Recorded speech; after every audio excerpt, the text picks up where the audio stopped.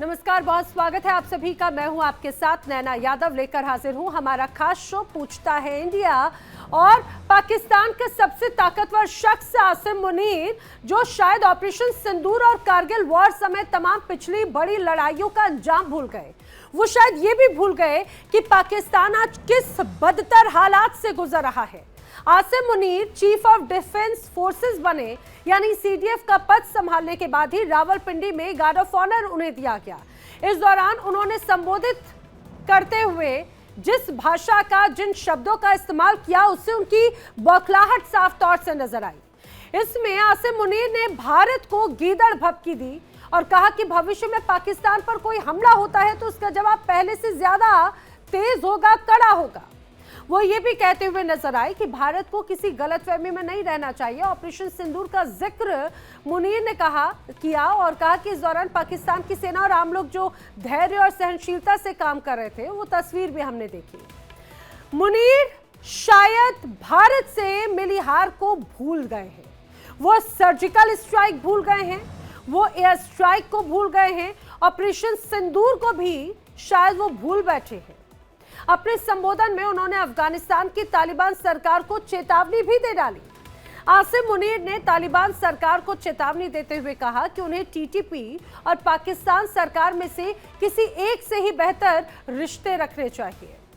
मुनीर ने पाकिस्तान को शांति पसंद देश बताया। समझिए जरा किस तरह से, और जो हालात उन्हें यहाँ पर नजर आते हैं, वो कहते हैं कि भाई पाकिस्तान शांति पसंद देश है, सुरक्षा और क्षेत्र की अखंडता से समझौता नहीं किए जाने का दावा भी इस दौरान आसिम मुनीर करते हुए नजर आते हैं। कट्टरपंथी मानसिकता वाले आसिम मुनीर पाकिस्तान की सेनाओं के प्रमुख बन चुके हैं और इस नाते वो सबसे ज्यादा ताकतवर हो गए, इसमें कोई शक नहीं। अब ऐसे में आसिम मुनीर की गीदड़ भभकी, ये जरूर कहा जाए कि वो उनकी बौखलाहट को दर्शाता है। आखिर क्या आसिम मुनीर लोगों को भटकाने की कोशिश कर रहे हैं? क्योंकि ये हमने देखा था कि किस तरह से जब पहलगाम की एक बड़ी साजिश रची गई थी पाकिस्तान के द्वारा, और उसके बाद में ऑपरेशन सिंदूर जो भारत ने अंजाम दिया, उसमें पूरी तरह से धज्जियां उड़ गई थी। भले ही बड़े झूठे दावे किए जा रहे हों और बड़े झूठे दावों के आधार पर ही सीडीएफ का पद आसिम मुनीर को मिला हो, फील्ड मार्शल बन गए हो आसिम मुनीर, लेकिन ये वो भी बखूबी अच्छे से जानते हैं कि भारत के साथ में पंगा लेना पाकिस्तान को भारी पड़ता है, और पाकिस्तान के द्वारा जब जब हिंदुस्तान को छेड़ा गया तो हिंदुस्तान ने कभी छोड़ा भी नहीं है। और यही बात एक बार फिर से दोहराई भी जा रही है। देखिए, ये उस समय की ही तस्वीर है रावलपिंडी की।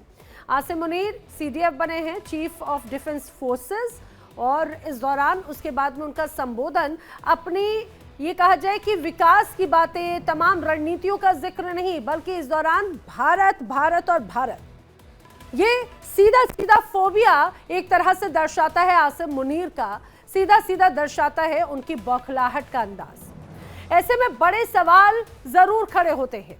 पाकिस्तान सेना का मनोबल बचाने की कोशिश क्या मुनीर इसी तरह से गीदड़ भभकी देकर कर रखे हैं? और बड़े सवाल ये भी खड़े होते हैं कि दूसरी मुश्किलों से ध्यान हटाने के लिए क्या मुनीर ने भारत को गीदड़ भभकी देने की कोशिश की? और सबसे महत्वपूर्ण बात ये, क्या भारत के लिए पाक पर कार्रवाई करने का समय आ गया है? ये वो तमाम बड़े सवाल हैं जिन्हें हम जानने की कोशिश करेंगे। हमारे साथ में खास मेहमानों का पैनल जो है वो जोड़ा है। आइए मैं आपको सबसे पहले मिलवा देती हूँ। मेरे साथ में भू राजनीतिक विश्लेषक रिटायर्ड कर्नल एस.के. मलिक हमारे साथ में कनेक्टेड हैं। साथ ही साथ मेरे साथ में पाकिस्तान से पत्रकार हुसैन जावेद भी कनेक्टेड हैं। आप दोनों का बहुत बहुत स्वागत है। सबसे पहले मैं संजीव मलिक जी, आप ही का रुख करने की कोशिश कर रही हूँ। मुझे जरा समझाइए, आसिम मुनीर ने क्या कहा, क्या नहीं कहा, ये मायने नहीं रखता, लेकिन सबसे महत्वपूर्ण मायने ये रखता है कि अभी हम सभी जानते हैं पाकिस्तान की अंदरूनी स्थिति किस तरह से है। टीटीपी हो, बीएलए हो, बीएलएफ हो, और अंदरूनी तौर पर पीटीआई के समर्थक भी बड़ी संख्या में, एक तरह से कहा जाए कि उनके लिए चुनौती बनते हुए नजर आ रहे थे। क्या इन सभी से ध्यान भटकाने की एक तरह से बड़ी कोशिश? और उससे भी पहला सवाल तो सर ये है कि जब भी कोई पद संभालता है तो वो फ्यूचरिस्टिक अप्रोच रखता है, वो ये अपनी एक तरह से दूरदर्शिता दर्शाता है कि आखिर मुझे जब ये पद दिया गया है तो मैं अपनी सेना के लिए, वहां पर मौजूद सैनिक के लिए, आम व्यक्ति के लिए आखिर क्या करूंगा, इस तरह की बड़े विकास की तरफ आगे बढ़ूंगा, वो सारी चीजें कुछ नजर नहीं आई हैं यहाँ पर सीधे सीधे आसिम मुनीर की बातों में। उनकी जुबान पर सिर्फ हिंदुस्तान को कोसते हुए वो नजर आए। क्या ये कहा जाए कि आने वाले भी जो वक्त है वो सिर्फ हिंदुस्तान को कोस कोस कर ही अपनी दुकान चलाने वाले?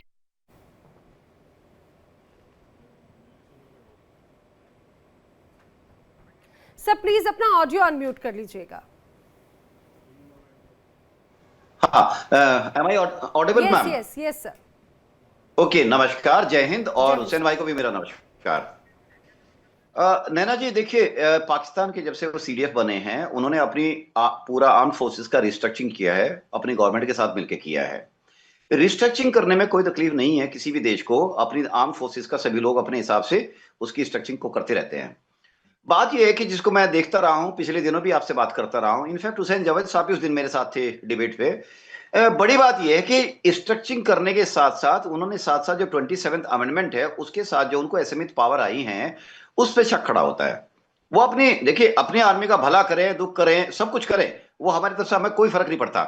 दिक्कत यह है कि जो आपकी इंटेंशन पर सवाल खड़ा तब होता है कि जब इतनी सारी पावर्स को चाहते हैं और आपकी गवर्नमेंट जो कि आपके बेसिकली आपके रहमो करम पे है वहां पे गवर्नमेंट, और सबसे शक्तिशाली मुनीर साहब है वहां पे। मुनीर साहब सीडीएफ बन के वहां पे तीनों फोर्सेस के आर्मी, नेवी एंड एयरफोर्स के सर्वा हैं, और उन्होंने कर लिया है, अमेंडमेंट भी कर लिया अपने आप का, उनका पद भी उनको गवर्नमेंट ने दे दिया है या उन्होंने खुद ले लिया है, इसमें भी कोई हर्ज नहीं है। बात यह है कि अगर वे कंस्ट्रक्टिव बात करेंगे तो मेरे ख्याल से वहां के लिए ज्यादा अच्छा रहेगा। भारत के लिए वो जो इशू करते हैं ये कोई नई बात तो है नहीं। देखिए पहलगाम से पहले 10 दिन पहले मात्र उन्होंने क्या कहा था, ये सारा रिकॉर्ड पे है, पूरा अमर हो चुका है। और ये जो सेंटेंस उन्होंने बोले थे ना, उसी के तहत वहां के जो भेजे गए जो आतंकवादी थे उनकी इतनी हिम्मत हुई थी कि उन्होंने धर्म के आधार पे लोगों को छाट छाट के मारा था। मुनीर साहब अगर इस बात को अपने आर्म्ड फोर्सेस के वेलफेयर के लिए करेंगे, अपने उनके मजबूत करने के लिए, उनके वेलफेयर के लिए, और उनकी बेसिकली उनकी सैलरीज, पेंशंस, उनकी रिहेबिलिटेशन, उसके लिए करेंगे तो ज्यादा बेहतर होगा। लेकिन क्या होता है कि देखिए जब कोई अभी ऑफ सिंदूर हुआ, मुझे किसी को कह के किसी को एम्बेरस करने की या ह्यूमिलेट करने की कतई आवश्यकता नहीं है। पूरी दुनिया जानती है कि देखिए ऑफ सिंदूर क्या था, क्या रिजल्ट रहा उसमें।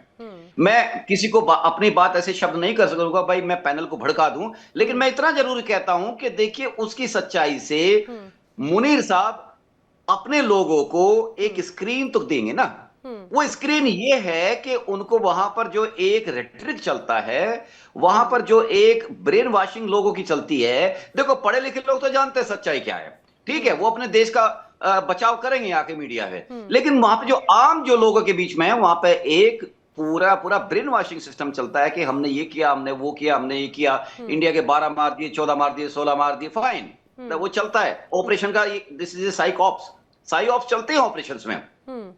पर मुनीर साहब अच्छा होगा वो अपनी प्रगति पर ध्यान दे।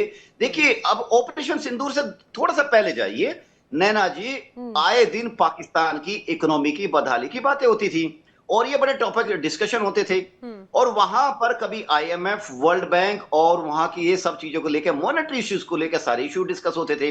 क्या हुआ, सिंदूर आया, ऑफ सिंदूर ने जो वहां पर सिनेरियो चेंज कर दिया, लोगों का ध्यान डिफ्लेक्ट किया गया, और आज भी चूंकि एंटी इंडिया बोलने से वहां के आम लोग एक रोप में बंद जाते हैं, इसलिए वो ये बात करते हैं। उन्होंने बात की आज एक फोरम से, ऐसी फोरम जो मिलिट्री की थी, मिलिट्री एस्टेब्लिशमेंट थी, फोर्सेस की को एड्रेस कर रहे थे, वो वहां पर उन्होंने बोला, तो ये एक्सपेक्टेड है कि अपनी फौज के सामने ये तो नहीं बोलेंगे कि हम हार गए, हमने ये कर लिया, हमें नुकसान हो गया। बेशक सर, जी अपनी फौज के सामने अपने ब्रेवडो की ही बात करेंगे, और ठीक है अपनी सबसे महत्वपूर्ण वही बात हो जाती है ना कि ये एक तरह से स्थिति को, मानसिकता को भी दर्शाता है कि आपकी आखिर अप्रोच किस तरह की है। जब भी कोई पद मिलता है तो वो पद आखिर किस रूप में इस्तेमाल किया जाएगा, किसी चीज को नए रूप में बनाने के लिए या मौजूदा स्थिति को डिस्ट्रॉय करने के लिए, ये चीज अपने आप में, और यही बात जरूर दर्शाती। मेरे साथ में कुछ और खास मेहमान भी कनेक्ट हैं, मैं जल्दी से मिलवा देती हूँ। मेरे साथ में इस दौरान कनेक्ट है संजीव श्रीवास्तव जी, विदेश मामलों के जानकार मेरे साथ में कनेक्टेड हैं। पाकिस्तान से हुसैन जावेद तो हमारे साथ में है ही, पाकिस्तानी पत्रकार डॉक्टर रजा काशिफ जनुजा भी हमारे साथ में कनेक्टेड हैं। आप सभी मेहमानों का भी बहुत स्वागत है। मैं हुसैन जावेद का रुख करना चाह रही हूँ। हुसैन जी, यही सवाल मैं आपसे जानने की कोशिश करती हूँ क्योंकि आप हमेशा बड़े संजीदगी के साथ में चीजों का एनालिसिस करके जवाब देते हैं। कोई बाद अगर मिलता है या फिर उसके बाद में उसके आने वाले वक्त की क्या तैयारियां होती हैं, या ये कहा जाए रिहेबिलिटेशन का, वही जो यहाँ पे अभी संजीव जी ने भी जिक्र किया कि आखिर कैसे उस रूप में आपने अपनी पॉलिसीज को सुधारने का, बदलने की एक बड़ी जिम्मेदारी होती है। जो बड़े डेंट लगे हैं उन डेंट को बदला जा सकता है, ये बड़ी बातें कही गई, लेकिन जिस तरह के शब्द, जिस तरह के बयानबाजी आसिम मुनीर कर रखे हैं, उससे तो ऐसा लगता है कि वो कुछ बनाने नहीं बल्कि खत्म करने या डिस्ट्रॉय करने ही आए हैं। क्या भारत के नाम पर ही पूरी दुकानदारी और ये चलता रहेगा? क्या रोजी रोटी चलती रहेगी? नैना जी, सबसे पहले तो आपका शुक्रिया कि आपने इनवाइट किया। आपके शो में आना हमेशा एक प्लेजर की बात है, और हमारे जितने भी गेस्ट हैं उनको भी सलाम। देखिए, बिल्कुल अब ये बात है कि कल आपने हमारे सीडीएफ का पहला एड्रेस सुना, हम सब ने देखा, और ऑब्वियसली ये सिर्फ कोई उनकी ऐसी बैठक नहीं थी जहां सिर्फ वहां पर फौज ही हो। यहाँ पर आपको नेवी भी दिखाई दे रही है, आपको यहाँ पर एयरफोर्स भी दिखाई दे रही है, क्योंकि अब आसिम मुनीर साहब सिर्फ फील्ड मार्शल नहीं है, वो सीडीएफ भी हैं। तो पहली बार वो इस हैसियत में अपनी अफवाज के सामने इस तरह से आए हैं, तो ऑब्वियसली इस खिताब की अपनी जगह अहमियत तो है। अब जब वो सामने आए हैं, ऑब्वियसली आपने अपने इंट्रो में कहा कि उन्होंने फ्यूचर के हिसाब से क्या कहा, या उनकी ऐसी क्या पॉलिसी होगी जो उनके खिताब में दिखाई देनी चाहिए थी।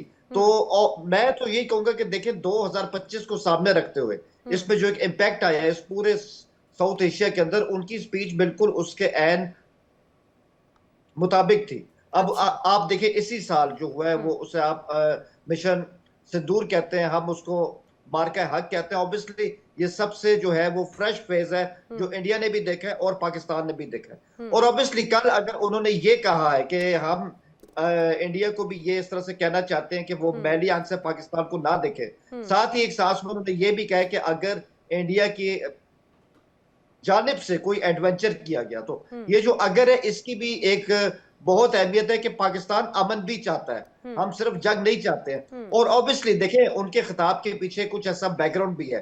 अगर उन्होंने इंडिया का यहाँ पे नाम लिया ना, अब अगर मैं आपके वेस्टर्न कमांड के जनरल मनोज को सुनूं, उनका बकायदा बयान था, मिलिट्री एक्सरसाइज में उनका बयान था आज से 1 माह पहले, उन्होंने वाज़ेह तौर पे कहा था कि हम पाकिस्तान के अंदर इस तरह से अटैक कर सकते हैं कि वहां के हिस्से पे कब्जा कर लें और उसके बाद पाकिस्तान को न्यूट्रलाइज करने की कोशिश करें। और फिर राजनाथ सिंह का बयान, वो तो आपको पता ही है, वो हम भी जानते हैं, सिंध के बारे में जो उन्होंने अपनी ख्वाहिश बताई है।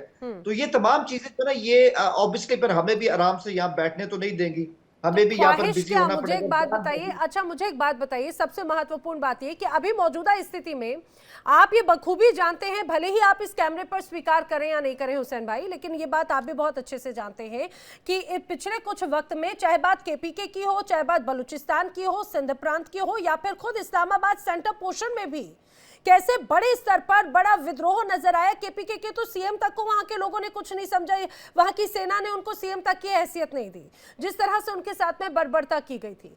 और ये जो एक बड़ी तस्वीर दर्शाती है, आपको लगता है ये ज्यादा अंदरूनी तौर पे बड़ी चुनौतियां हैं?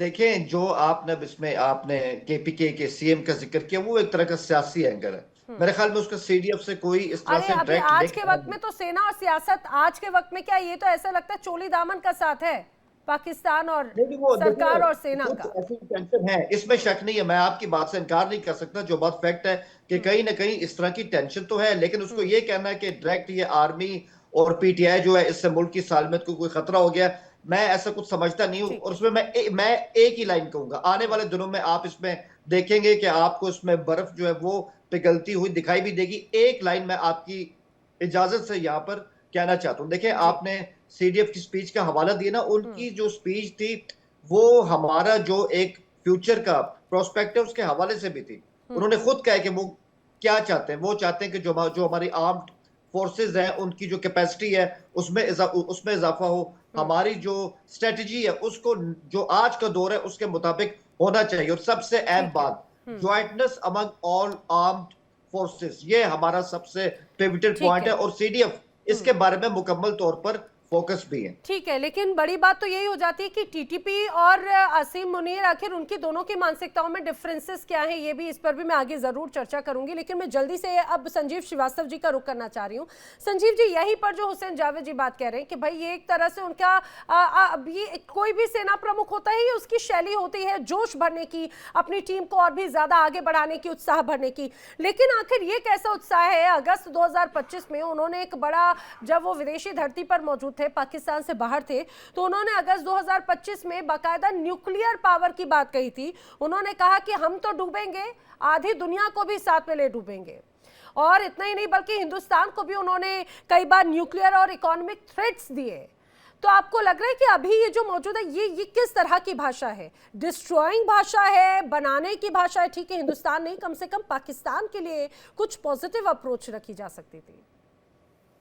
देखिए नैना जी, मैं ये बात स्पष्ट रूप से कहना चाहता हूँ कि पाकिस्तान की सेना का इतना ज्यादा शक्तिशाली होना और एक असीमित सत्ता उनके हाथ में आ जाना, और जाहिर है कि अब वो चीफ ऑफ डिफेंस फोर्सेस भी बन गए हैं, और थल सेना के जो पोजीशन उनके पास पहले से ही जाहिर है कि है, और उसके बाद जो नेवी के जो चीफ है और नेवी चीफ और एयर चीफ जो है उनके डिप्यूटीज नजर आते हैं, और जाहिर है कि अब नेशनल कमांड अथॉरिटी भी वही हेड करेंगे। आजीवन इम्प्यूनिटी भी अब मुझे मिल गई है, और वहीं दूसरी तरफ एक संस्था जो कि इसमें कुछ दखल दे सकती थी, सुप्रीम कोर्ट, उसको उन्होंने 2 भागों में भी विभाजित कर दिया।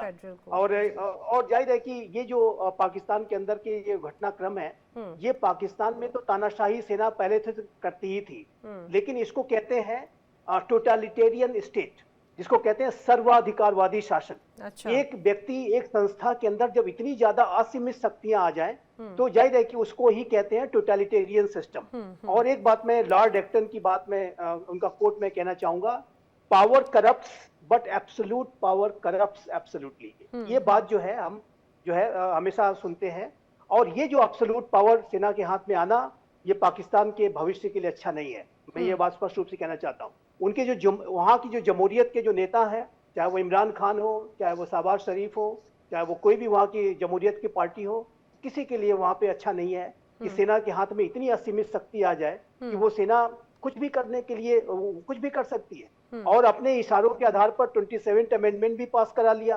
और ये हम सब जानते हैं कि पाकिस्तान में जो रियल रूलर है, और वो सबसे महत्वपूर्ण बात तो ये है संजीव जी कि यूएन तक ने, यूएन के मंच तक से जब इस बात का जिक्र हुआ, तो बाकायदा यूएन के मंच से भी इस पर चिंता जाहिर की गई कि किसी एक व्यक्ति विशेष को इतनी ताकत देना किसी भी देश के लिए, वहां की जनता के लिए, वहां के आवाम के बिल्कुल हित में नहीं होगा। अब देखिए नैना जी, आपने यूनाइटेड नेशंस का जिक्र किया। यूनाइटेड नेशंस ऑर्गेनाइजेशन ने भी इसके बारे में अपनी चिंता व्यक्त की है, और पूरा अंतर्राष्ट्रीय समुदाय इस बात को लेकर के चिंतित है। लेकिन मैं एक बात और भी कहना चाहता हूं जो कि बेहद महत्वपूर्ण है, कि आखिर ये पाकिस्तान की सेना को इस तरीके के कदम उठाने की जरूरत क्यों पड़ी, ये भी एक हमें समझने की आवश्यकता है। आसिम मुनीर को आखिर कौन सा भय सता रहा था, कौन सा ऐसा संकट आ गया था? तो ऐसे में मैं ये स्पष्ट रूप से देखता हूं कि पाकिस्तान में वर्तमान समय में 1-2 संकट नहीं है, संकट ही संकट है। और जो सबसे बड़ा जो संकट है जो पाकिस्तान की सेना फेस कर रही थी, वो जाहिर है कि भारत ने तो एक ऑपरेशन सिंदूर के माध्यम से पाकिस्तान को एक बड़ी शिकस्त तो दी ही, और भारत ने बहुत ही सफलतापूर्वक आतंकवाद विरोधी कार्रवाई की, और सारे जो आतंक के जो ठिकाने हमने चिन्हित किए थे उसको जो है ध्वस्त किया।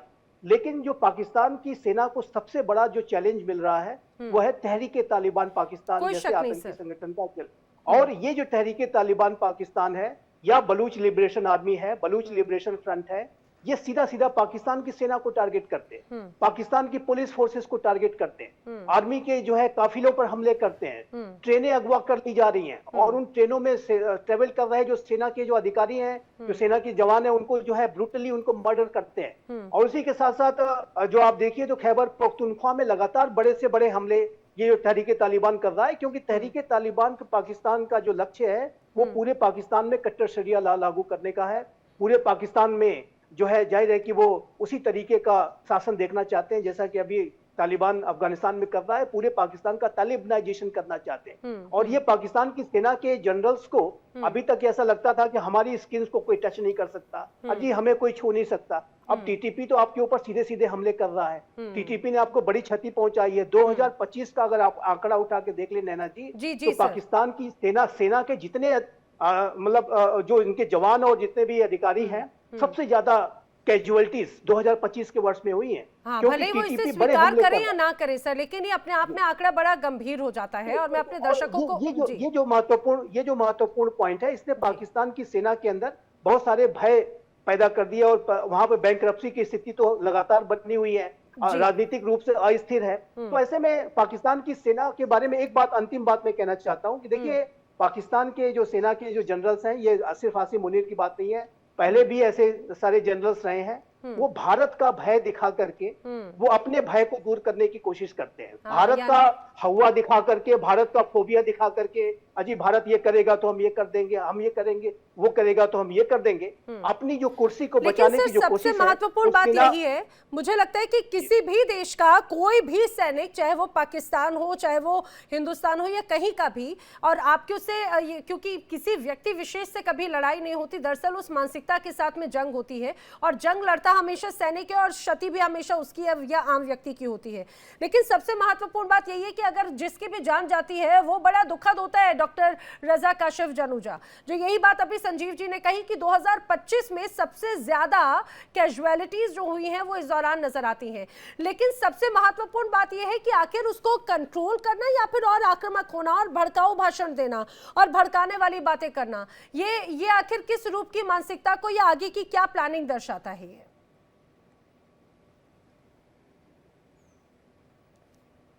रजा काशिफ जी बहुत शुक्रिया।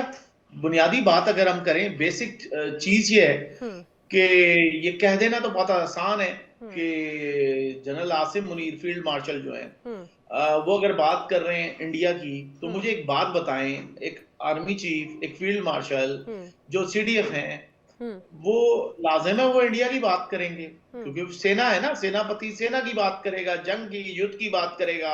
अभी सिंदूर गुजरा है आपका और चीजें हुई।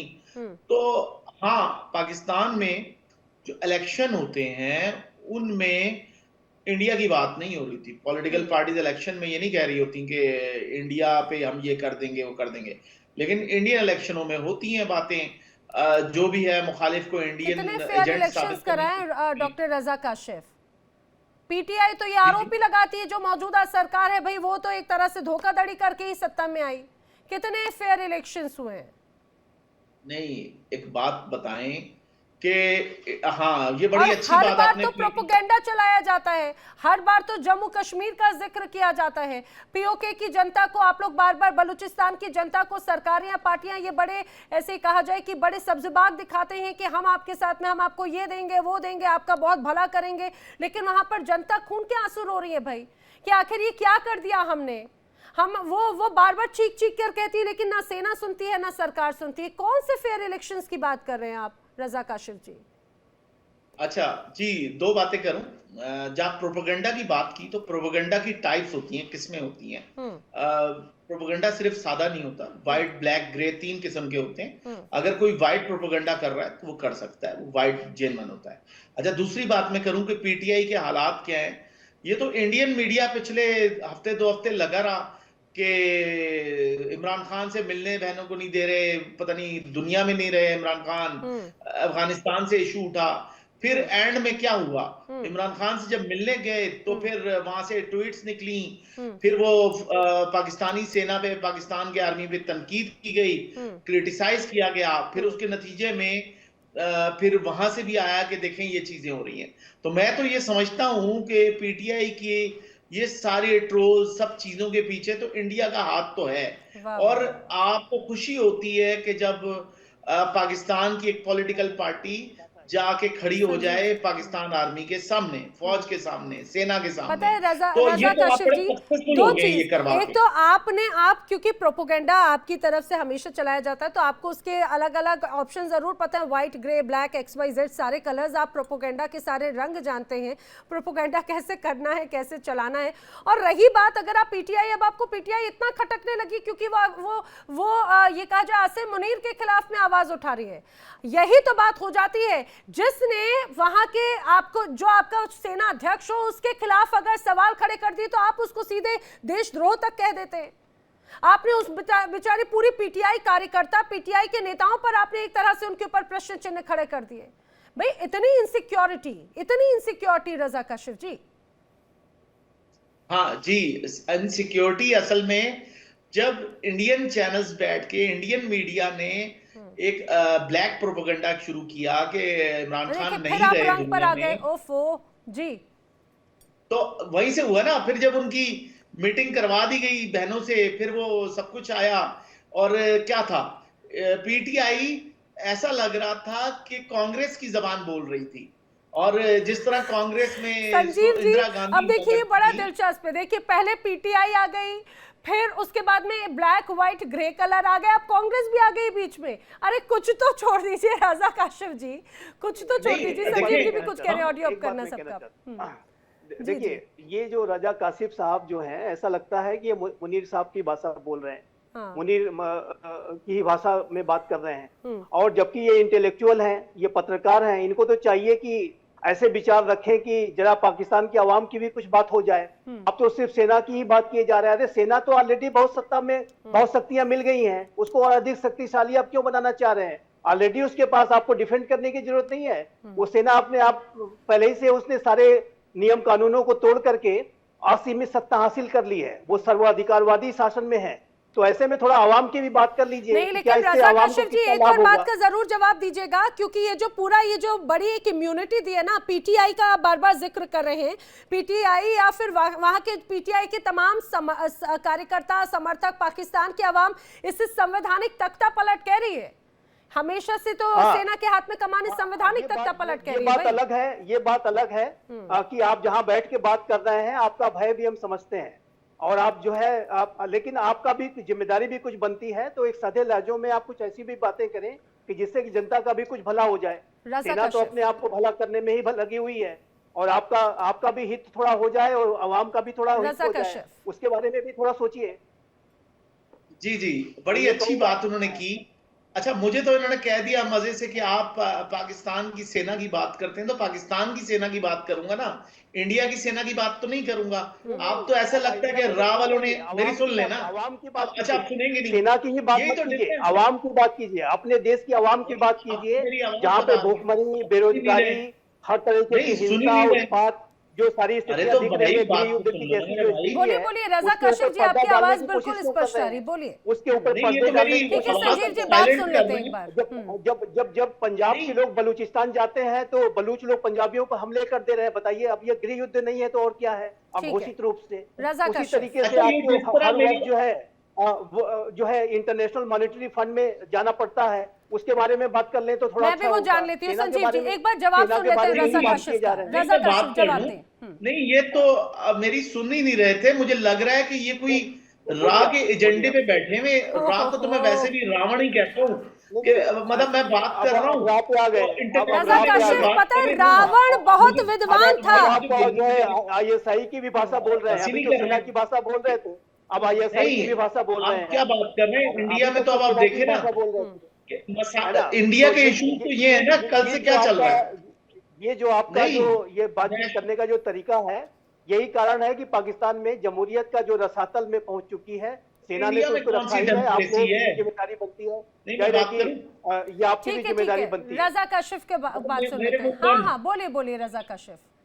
मतलब मेरी जबान बंद, ये तो मुझे लग रहा है। नहीं, आप इंडियन चैनल पर हैं, आप पूरी तरह से बोल सकते हैं। आप बोलिए। आप सुन रहा हूँ, आपको सुन रहा हूँ। तो इनके अंदर से तो मुझे लग रहा है 10 सरों वाला रावण निकल के बाहर आएगा, या 10 जबानें। ISI वाली भाषा मत बोलिए, ISI वाली भाषा मत बोलिए।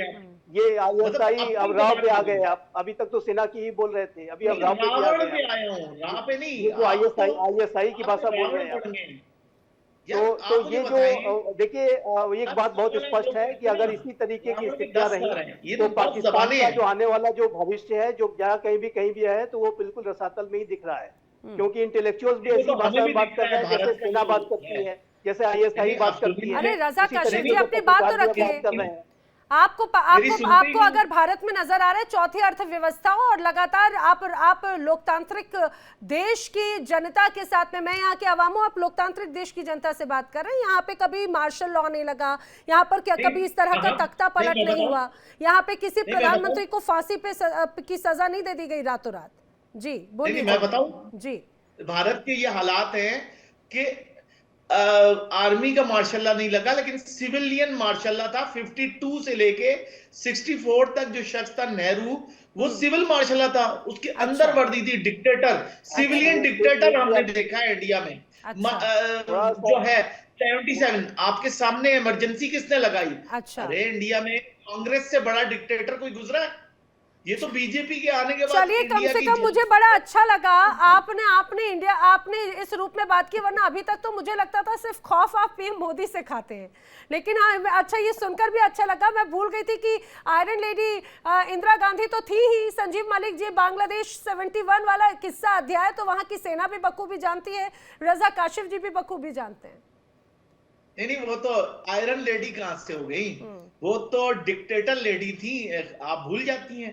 कांग्रेस क्या, बाप आया बेटी आई, वही मतलब बाप दादा जो हम चीजें देखते हैं। ये कौन सा इंडिया? ये क्या डेमोक्रेसी है? संजीव कि जी, बाप के मुझे बाद ये आयरन लेडी की जरा ताकत बता दीजिए। अभी तक मुझे लग रहा है भूल गए हैं सब कुछ। ये आयरन लेडी क्या वो आयरन की लीजिए। आती थी? आयरन लेडी 1971 भूल गए शायद। अच्छा लग रहा है कि पाकिस्तान के पत्रकार भारत के बारे में थोड़ा ना डीप नॉलेज रखते हैं आजकल। देखिए, हर आदमी ने कुछ पहलू होते हैं। सुनिए रजा साहब, हम प्यार से बात कर लेते हैं। कुछ पहलू होते हैं। देखिए, एक तो होता है कि जब आप पॉलिटिशियन होते हैं ना, तो आपके पर्सनल गुण पीछे रह जाते हैं और आपकी जो डिसीजन मेकिंग पावर हो ना, वो देश को सशक्त बनाती है। और जब एक लीडर होता है, हम उसमें सॉफ्टनेस या हार्डनेस नहीं देखते। उसका वो कब उठता है, कब सोता है, कब जागता है, ये नहीं देखते। हम ये देखते हैं वो देश के लिए कितना त्याग कर रहा है, वो देश के लिए कितने टफ डिसीजन ले रहा है और टाइमली डिसीजन ले रहा है। मैं देखिए आप बात आयरन लेडी की बात मत करो। 71 का देखो जग जाहिर है। मैं क्या बता के वो हर एक घाव को हरे करूं, नहीं करना है। ठीक है, आप सुनो, मैं आपकी बात पे आता हूं। देखिए, हमें पर्सनली अगर मैं बात करूं, जब मैं पढ़ता हूं ये इंटरनेशनल जियोपॉलिटिक्स को पढ़ता हूं, मुझे सच में इस बात की इच्छा होती है कि पाकिस्तान में एक मजबूत डेमोक्रेसी है, मजबूत, जो जहां के शॉट्स, जो कि आपका आर्मी, आपकी गवर्नमेंट डेमोक्रेसी का एक पिलर हो, न कि आपकी गवर्नमेंट, आपकी सिविलियन गवर्नमेंट आपकी आर्मी का पिलर बने। देखिए, आपको ये जानते हैं आप, ठीक है, मैं आपसे कहलवाना भी नहीं चाहता, मत कहिए, क्योंकि उसमें शायद कुछ चीजें छुपी रहे तो अच्छा है। तो वो कहते हैं ना, बंद हो मुट्ठी तो लाख की, खुल गई तो खाक की। सुनिए, वहां पर इस टाइम जो शॉट्स लिए जा रहे हैं, चाहे वो पॉलिटिकल डिसीजन, जो बड़े डिसीजंस हैं, वो मुनीर साहब ले रहे हैं। और ये शॉट्स जो तय हुए थे ना, ये अमेरिका में अगस्त में तय हुए थे, जब आपके पीएम साहब और आपके मुनीर साहब दोनों को बुलाया गया था। वहां पे एक अनसेड डील ऑलरेडी तय हो चुकी थी कि कैसे कैसे होगा। मैं आपको बताता हूं। देखिए, मुनीर साहब टॉप पोजीशन पे आएंगे, वेट कर लीजिए थोड़ा सा। मेरे पास ऐसा कोई प्रूफ तो है नहीं कि आपको होगी। सर, मुझे लगता है अब तो आ गए हैं, क्योंकि वहां की जनता भी इसे एक तरह से संवैधानिक तख्ता पलट, या फिर वो कह रहे हैं कि अब तो डिफेक्टो पीएम बन चुके हैं वो। नैना जी, आप याद कीजिए, शायद हमारी आपकी वार्तालाप हुई थी, मैंने ये कहा था नाम क्या दिया जाएगा हमको नहीं मालूम। ये अगस्त और सितंबर की बात है। क्या नाम दिया जाएगा हमें नहीं मालूम। वो मुशर्रफ की तरफ सीईओ बन के आएंगे या कुछ और रहेंगे। अब उन्होंने रास्ता चुना एक संविधान का, संविधानिक तरीके से आए। अगर पाकिस्तान के मेरे मेहमान कहते हैं कि बिल्कुल वो संवैधानिक तरीके से बिल्कुल आए हैं, वोट पड़े हैं, बिल्कुल पड़े हैं आपके साथ में। लेकिन मैं एक चीज बोलता हूं रजा साहब, एक चीज बताइए मुझे, कोई आदमी, छोड़ दीजिए मुनीर साहब की बात छोड़ दीजिए, कोई भी आदमी पाकिस्तान के अंदर अगर इतनी सारी पावर अपने में निहित करना चाहता है, समाना चाहता है, आपका जरा डाउट नहीं होता कि आपको कि यार इस आदमी की मंशा क्या है जो इतनी पावर अपने पास रखना चाहता है। देखिए, आज तो हमें लग रहा है, आपको लगेगा, आपकी सीडीएफ साहब हैं, अच्छी बात है, आज तो उनका अच्छी बातें अच्छी लग रही है आपकी। लेकिन मैं आपको बता रहा हूं, पाकिस्तान में विच हंटिंग भी शुरू हो सकती है। थोड़ा सा नॉर्मल होने दीजिए, 2-4 महीने बीतने दीजिए, जब सोसाइटी को नॉर्मल लगेगा कि हमारे सीडीएफ साहब बिल्कुल नॉर्मल पे चल रहे हैं, विच हंटिंग बहुत दूर नहीं है, टारगेटिंग बहुत दूर नहीं है, मुझे जो मेरा असेसमेंट है, मैं बोल रहा हूं आपको। इसके अलावा और भी बहुत सारी चीजें ऐसी छोटे मोटे अमेंडमेंट होके पूरा ये किया जाएगा। मुझे एक ही चीज रही कि उन्होंने अपनी इम्यूनिटी क्यों ली, वो कुछ भी कर रहे। देखिए वो हिंदुस्तान के खिलाफ जो भी एक्शन लेंगे पाकिस्तान की जनता तो वाई वाई करेगी, तो ये तो कोई क्राइम नहीं हुआ। तो ऐसा कौन सा क्राइम है जो मुनीर साहब के मन में चल रहा है, वो जो चाहते हैं कि मैं फ्यूचर में ना पकड़ा जाऊं? मुझे लगता है सर इसकी जो बड़ी बातें हैं, मुझे लग रहा है हुसैन जावेद अगर उसको निष्पक्ष तरीके से समझा पाए। पाकिस्तान आर्मी पर कई तरह के बड़े आरोप लगे भ्रष्टाचार के, बिजनेस प्रॉपर्टी घोटाले जैसे, डिफेंस प्रोक्योरमेंट स्मगलिंग जैसे, और हालांकि ऐसा नहीं कि एक्शंस नहीं लिए गए, कई पूर्व आईएसआई अफसरों पर भी एक्शंस हुए। समय समय पर 2016 में 6 सीनियर ऑफिसर्स सैक किए गए थे। लेकिन special investment facilitation council SIFC, जिसे मुनीर खुद चेयर करते हैं, इसका एक बहुत बड़ा रोल रहता है। सीपैक प्रोजेक्ट्स में आर्मी की बड़ी दखल है। ट्रांसपेरेंसी की अगर बात करें तो वो पूरी तरह से शून्य, नगण्य है। अब मुझे जरा ये बताइए हुसैन जावेद, यही बात जो यहाँ पर अभी SK मलिक जी भी कह रहे थे कि आखिर ऐसे क्या इतनी इम्यूनिटी की जरूरत पड़ी कि लाइफ टाइम कोई क्वेश्चन नहीं कर सकता। यहाँ तक कि भाई अगर आप तीनों सेनाओं को रूल करते हैं तो तीनों सेनाओं के कोई शीर्ष अधिकारी पर आपको सवाल नहीं पूछ सकता। आपकी पावर PM या राष्ट्रपति से ऊपर है, आपकी जवाबदेही किसी की तरफ नहीं है, ना सुप्रीम कोर्ट ना फेडरल कोर्ट। फिर सवाल तो खड़े होंगे, बतौर जनता भी पूछा जाएगा, क्योंकि एक बहुत बड़ा बजट हमेशा से जाता है, खासतौर से अगर देखा जाए पाकिस्तान की सेना को लेकर, और कई बड़े अफसरों पर बड़े आरोप लग चुके हैं भ्रष्टाचार के। तो इस आखिर ये किस तरह की ढाल है और उस ढाल की आड़ में क्या चल रहा है? देखिए बिल्कुल, मैंने आपका सवाल सुना है, इसका जवाब बहुत सिंपल है। आपने खुद ही बता दिया, एक अच्छी लाइन आपने इसमें कही है कि हमारा हर जो होती है आर्मी होती है, चाहे वो इंडिया की है, अमेरिका की है, पाकिस्तान की, उनके अंदर एक सेल्फ अकाउंटेबिलिटी का सिस्टम होता है। एक आपके जो पूरा स्ट्रक्चर होता है उसके अंदर भी चेक किया जा रहा होता है कि कौन कितने मेरिट पे चल रहा है और किसने मिसयूज। तो क्या मुनीर सेल्फ अकाउंटेबिलिटी पेश करेंगे क्या? नहीं, वो क्यों करेंगे? उन पे क्या कोई इल्जाम है? अभी आप मुझे बताएं, आज की डेट में क्या CDF पे कोई इल्जाम है? उसका जवाब है कोई इल्जाम नहीं है। उन पे मुकम्मल एतमाद का इजहार किया गया। दूसरी बात, अभी ये बात हो रही थी कि उनको इतने इख्तियारात क्यों दिए गए, उनके पास इतने पावर्स क्यों हैं? तो ये भी तो देखिए, उनके तमाम तर जो इख्तियारात हैं, उनकी जो भी पावर्स है, वो मुकम्मल तौर पे मिलिट्री स्ट्रक्चर के बारे में है। प्रिंसिपली वो अभी भी PM के अंडर आते हैं। वो PM से अल्ट्रा सुप्रीम तो नहीं है, वो कॉन्स्टिट्यूशन से अल्ट्रा सुप्रीम तो नहीं है। एक और बात, आपने भी कहा ना कि आपने इसमें अकाउंटेबिलिटी की बात की, इससे बढ़ के अकाउंटेबिलिटी क्या होगी आपके सामने कि हमारे जो साबिक ISI के चीफ है फैज हमीद, उनके खिलाफ अकाउंटेबिलिटी हो रही है। इससे बड़ा आपको सबूत क्या चाहिए? इतनी ताकतवर सीट पे अगर वो मतलब जो हमारे अफसर थे उनकी अकाउंटेबिलिटी हो रही, इससे ज्यादा सबूत हमारी आर्मी के अंदर आपको मिल नहीं सकता है। दूसरी बात, आपने कहा कि हमारी आर्मी, आप बड़ी मासूमियत से इस बात को आप बड़े साफगोई के साथ में पेश कर रहे हैं, लेकिन आप भी बखूबी जानते हैं कि आखिर कितनी गहराई है इस बात में। सेल्फ अकाउंटेबिलिटी किधर की तरफ हो जाती है। और मैं एक बड़ी बात तो ऐड करना भूल ही गई, यहाँ पे संजीव मलिक जी भी कुछ कहना चाह रहे थे आपकी बात को लेकर। एक और बात मैं यहाँ पे जरूर ऐड करना भूल गई, elections, fair elections, election inning 2024 के चुनावों में तो बड़ा आरोप ही लगा PMLN को लेकर, और PTI के जो नेता थे जो क्वेश्चन करते थे वो तो जेल में है, और जिन्हें एक तरह से रजा काशिफ जी तो सीधे सीधे भारत से कनेक्टेड बता देते हैं, वो तो देशद्रोह जैसी बात कर देते हैं क्योंकि उन्होंने आसिम मुनीर पर बड़े क्वेश्चन रेज किए। अच्छा देखिए, फिर सुनिए, इसका जवाब मैं आपको ये देता हूँ, इस पे कोई शक नहीं है। 2024 का जो इलेक्शन है, हम उसको एक शफाफ इलेक्शन नहीं कह सकते, ये हकीकत है, ये बिल्कुल हकीकत है। लेकिन आप साथ ये देखिए कि जो मुझे अच्छा लगा आपने बड़े अच्छे से उसको स्वीकार किया। देखिए, जो अब उसके बाद जो भी हमारी सियासी जुमातें फौज पे इल्जाम लगा रही हैं कि ये उनकी वजह से, वो ये भी गलत है। आप ये देखिए, अब आज वो हमारे फील्ड मार्शल है, जो हमारे मतलब CDF है, उस पे एक सियासी पार्टी इल्जाम लगा रही है। क्या उस सियासी पार्टी को याद रखना नहीं चाहिए कि 2018 में वो किसकी मदद से आए थे इक्तदार के अंदर? आज मतलब वो इस तरह की आप बातें ये कर मान रहे रहे हैं ना हुसैन जावेद जी कि पाकिस्तान के ये कहा जाए कि जो शीर्ष पद पे बैठता है वो सेना के बगैर सपोर्ट के नहीं बैठ सकता। मलिक जी कुछ कह रहे थे, फिर संजीव जी का रिएक्शन, एक एक करके सभी का रिएक्शन लेती हूँ मैं जी। मैं हुसैन जावेद साहब से पूछना चाहूंगा सीधा, क्योंकि ये मेरे ख्याल से सही जवाब दे पाएंगे। हुसैन भाई, मुझे चीज ये बताओ, देखिए आज की सिचुएशन छोड़ दीजिए, जब जो लोग बौद्धिक होते हैं ना, इंटेलेक्चुअल्स होते हैं, उनका काम होता है फ्यूचर में भी सोचना। आज पाकिस्तान के अंदर जो आपके मुनीर साहब है, फील्ड मार्शल है, आपका प्रोग्रेटिव है, उनको सीडीएफ बना दिया, आपका प्रोग्रेटिव है, ठीक है। कल क्या वो सपोज करो, कल उन वो ही मान लिया कोई ऐसी चीज आती है, या करते हैं जानबूझ के घोटाला करते हैं, या किसी को कैपिटल पनिशमेंट दे देते हैं।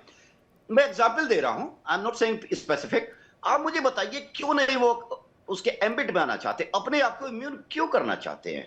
इम्यून की जरूरत क्या? आप आर्मी से रिलेटेड खूब पावर लीजिए, आप अपने एनएसए या जो भी है उसके आप पूरे अधिकार चलाइए, पूरे आपका एक्सरसाइज कीजिए, लेकिन आप ये क्यों चाहना चाहते हैं कि कल मैं भी कुछ भी गलत करूं तो मुझे को ना कोई सवाल कर सकता, ना कोई इंपीच कर सकता? कैसे आप हटाए? अभी देखिए सिविल गवर्नमेंट है, आपके शरीफ साहब है, सिविल डेमोक्रेसी की ब्यूटी हुई होती है कि जब आप एंटी पब्लिक हो जाते हो तो गवर्नमेंट आपके हाथ में है, आप उसको टॉपल कर सकते हो, आपके पास पावर है। आप मुनीर साहब को कैसे हटाएंगे? सपोज करो कल देखिए, चलो 1 साल 2 साल बाद ऐसे कुछ हरकतें आ गई जो वहां की आवाम के हित में नहीं है। और दूसरा, फौज का तरीका होता है ना, माईवे हाईवे का तरीका होता है, फौज कभी भी डेमोक्रेटिक तरीके से नहीं चलती। तो मेरा सवाल ये है कि आप मुनीर साहब को कल मान लिया पूरी आवाम उनके खिलाफ है, मान लिया, मेरी छोड़ दो, तो आप उनको हटाने का रास्ता क्या है आपके पास? ये मिनट क्यों?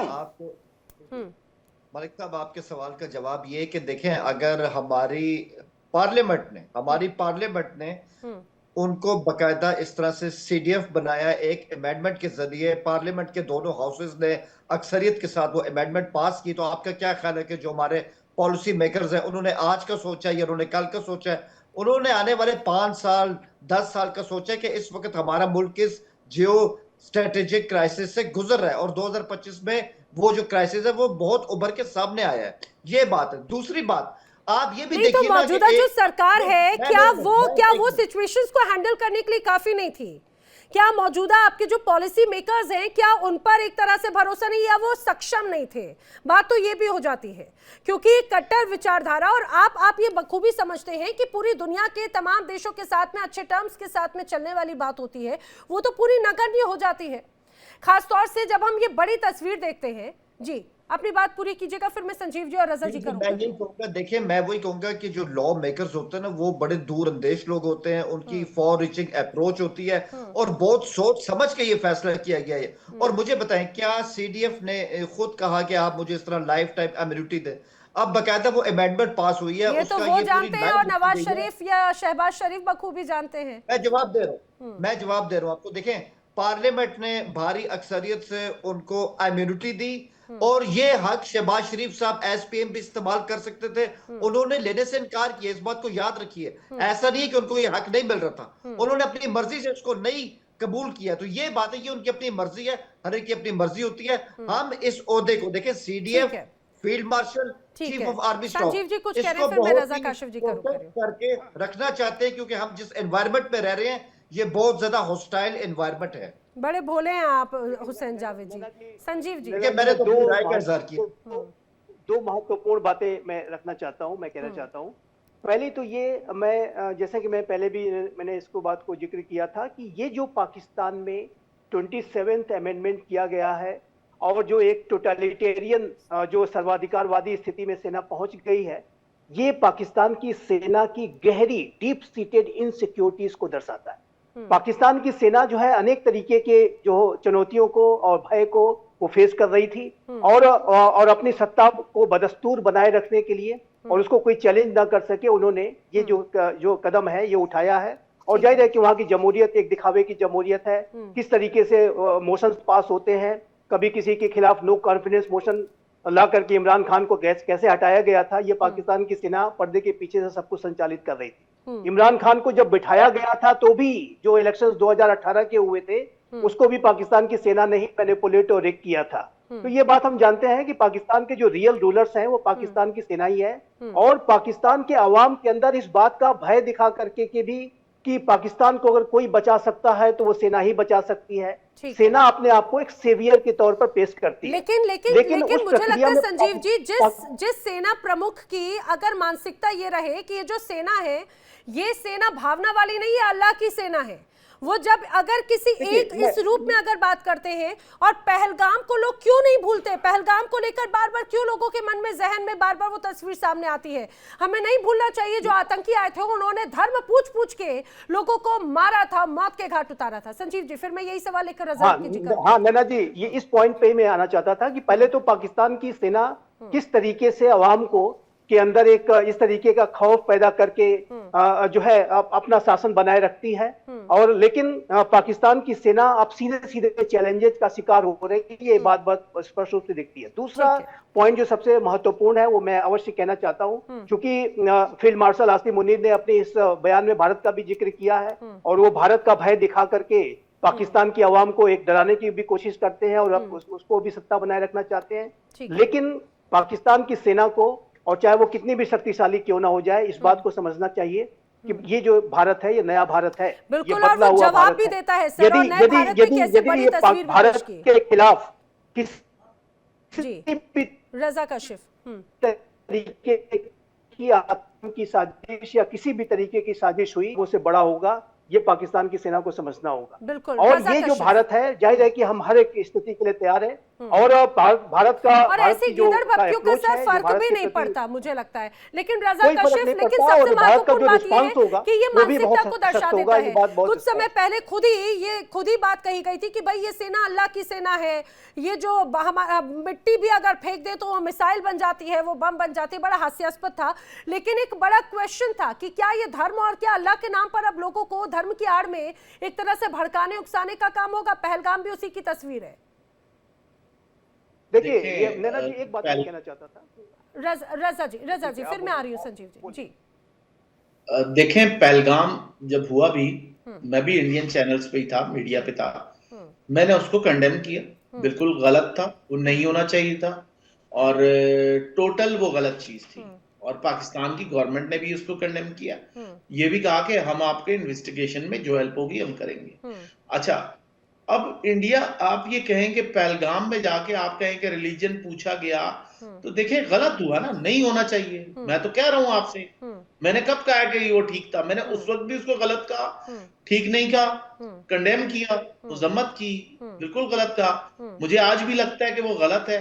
आप मुझसे 1 साल बाद भी पूछेंगे तो मैं उसको गलत कहूंगा। वो गलत ही है, किसी की भी जान लेना। लेकिन आसिम मुनीर कहते हैं अल्लाह की सेना। फिर मुझे बताइए, आसिम मुनीर की मानसिकता और टीटीपी जो बार बार शरीयत की बात करती है, उन दोनों में क्या अंतर हुआ?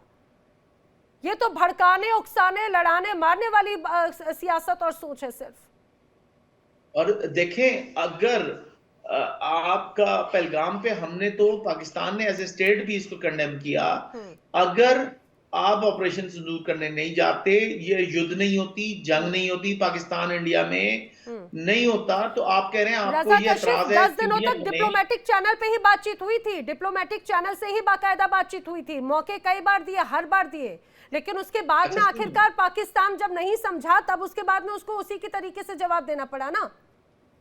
अच्छा देखें, जो डिप्लोमेसी है, आप उस पे जाएं, track 1 diplomacy, track 2 diplomacy, diplomacy process proper तरीके से चल रही होती है। क्या वो डिप्लोमेसी हुई? ना ट्रैक 1 2 हमें कुछ भी नजर नहीं आता। आप कह रही हैं प्रॉपर डिप्लोमेसी हुई, मैं तो डिप्लोमेसी के पूरे स्टेप्स भी आपको बता रहा हूँ।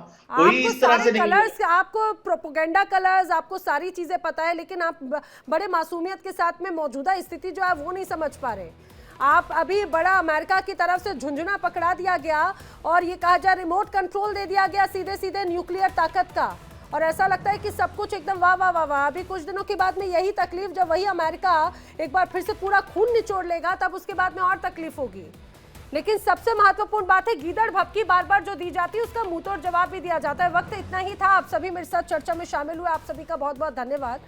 लेकिन आसिम मुनीर जब CDF बने तो बने, लेकिन पाकिस्तान की आवाम सेना के लिए कुछ नहीं, वो भारत के खिलाफ जहर उगल उगल कर अपनी दुकानदारी चलाते हुए नजर आ रहे हैं। तो उससे ये तो स्पष्ट हो जाता है कि आखिर आसिम मुनीर किस तरह की अपनी सियासत चमकाते हुए नजर आते हैं, अपनी सर्विस चमकाते हुए नजर आते हैं। लेकिन भारत बार बार कह चुका है कि ऑपरेशन सिंदूर लगातार जारी है। जरा सी हिमाकत पाकिस्तान की और इस बार अंजाम उससे भी ज्यादा खतरनाक होगा।